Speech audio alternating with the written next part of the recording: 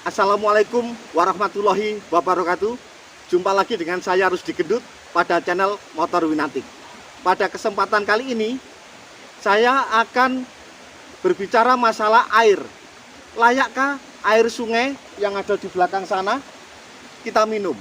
Karena pasukan Win sering jalan-jalan, sering ngecamp, kemudian masak-masak airnya dari sumber atau dari sungai. Apakah layak diminum? Apakah layak dikonsumsi? Apakah sehat? Kita ikuti channel ini. Suara gemericik air dan gesekan daun yang disebabkan oleh desiran angin ditambah suara-suara binatang hutan membuat pemandangan ini semakin sempurna. Dan semua ini diciptakan untuk kita nikmati. Ya Allah, dengan Kau tunjukkan keagungan dan kekuasaan-Mu, semoga bisa menambah keyakinan dan keimananku kepadamu. Airnya cukup bening sekali. Seperti ini gambaran airnya.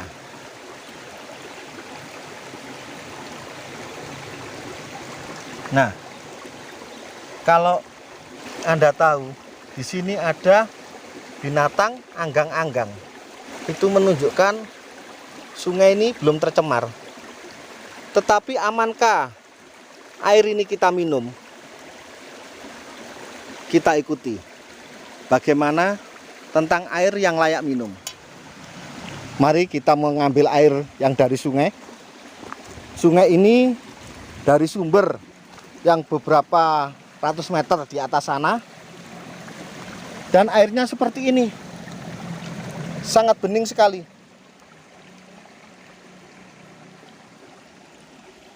Nah, inilah air sungai yang sudah kita ambil untuk kita buat percobaan.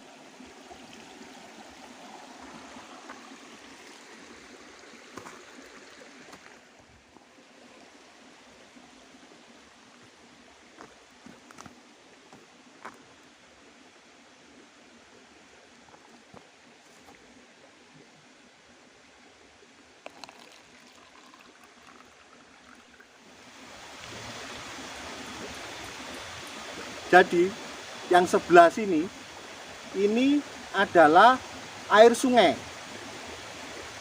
Kemudian saya menuang satu gelas lagi air kemasan. Di sini air kemasannya tanpa label.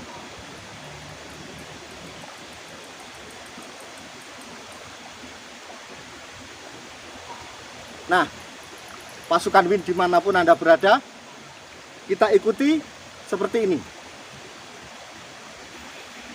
Yang ini dari sungai, yang ini air kemasan. Airnya sama-sama bening, tidak berwarna. Airnya tidak berbau. Kemudian nanti kalau diminum ini tidak berasa.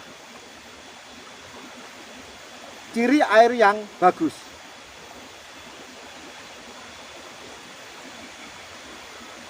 Untuk mengetahui kedua air ini mana yang layak untuk diminum, itu harus dibuktikan dengan alat seperti ini. Namanya TDS, Total Dissolved Solid. Ini adalah untuk mengukur ppm, part per million.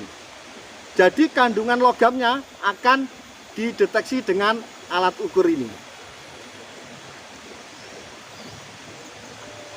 Pasukan Win dimanapun Anda berada, alat ini nanti kalau menunjukkan angka 0 digitalnya, itu adalah air organik. Kalau nanti angka yang di sini menunjukkan angka 1 sampai 10 adalah air murni. 11 sampai 100 adalah air layak minum. Kita buktikan. Kita nyalakan dulu on off-nya. Ini air sungai. Kita ukur.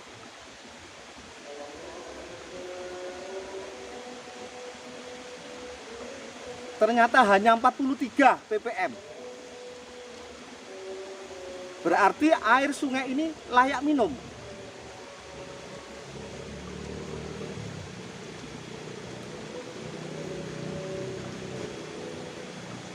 Kemudian kita lanjut satunya.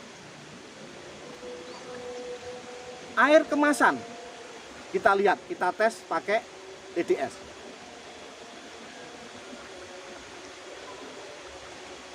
Wow, ternyata menunjukkan angka 123. Boleh percaya, boleh tidak.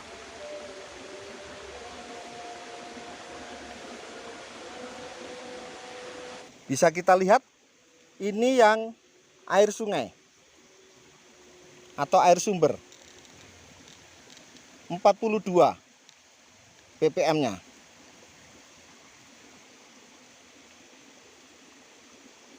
Sekarang kita ganti ke air kemasan.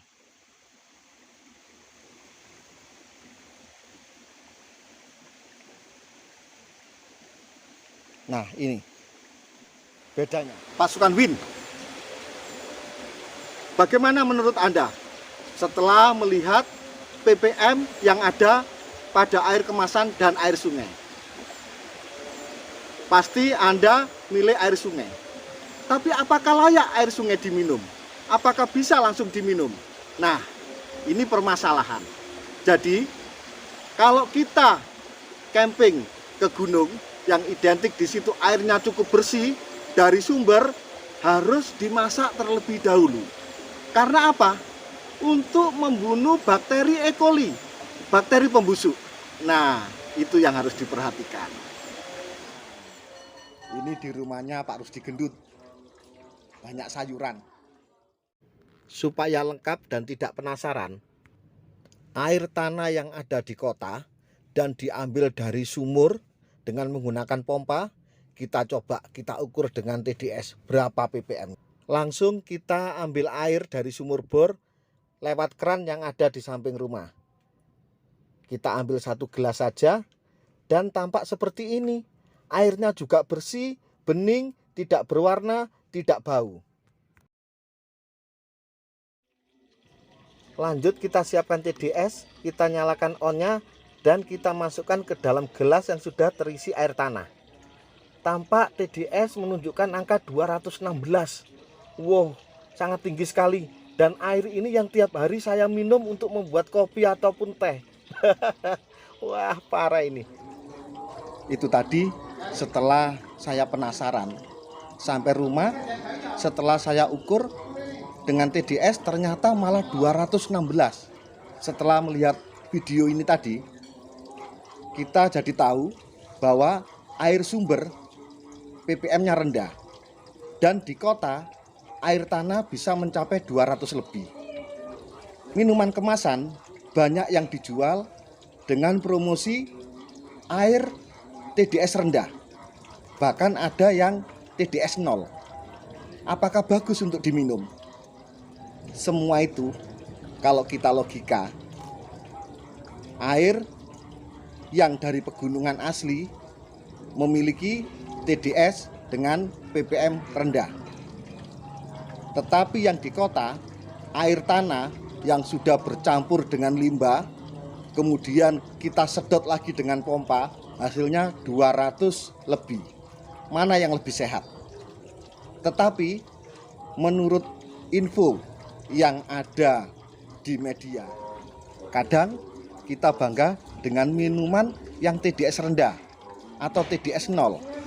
Tetapi kenyataannya ada yang mengatakan bahwa air yang ppm-nya rendah akan membuat tubuh kita lemas. Jadi kita kekurangan mineral. Nah, di sini silakan Anda mau yang mana. Dengan video ini tadi, Anda bisa memilih mana yang bagus dan mana yang sesuai. Dengan ppm rendah atau ppm tinggi yang harus kita minum. Silakan baca-baca, cari info lebih lanjut. Itu tadi hasil air tanah di kota yang diukur menggunakan TDS. Lanjut video yang masih di hutan. Pak Rusdi Gendut mengambil air di sungai yang tadi kelihatan bersih. Kemudian kita masak untuk membunuh bakteri E. coli dan membuat minuman.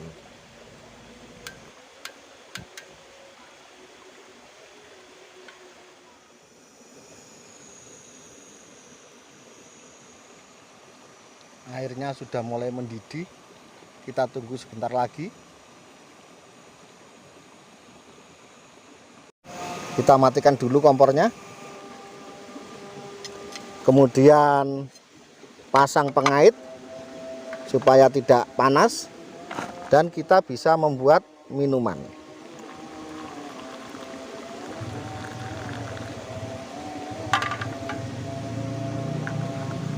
Kita aduk-aduk. Nah, ini minuman sehat, bisa kita minum.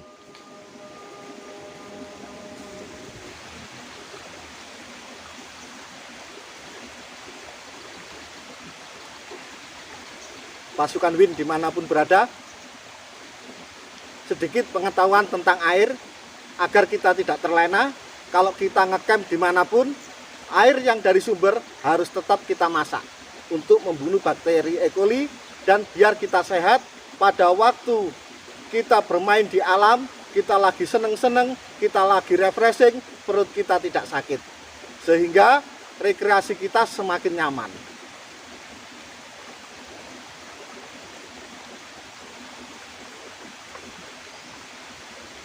Demikian, sampai ketemu lagi dengan saya Rusdi Gendut, dan wassalamualaikum warahmatullahi wabarakatuh. Terima kasih.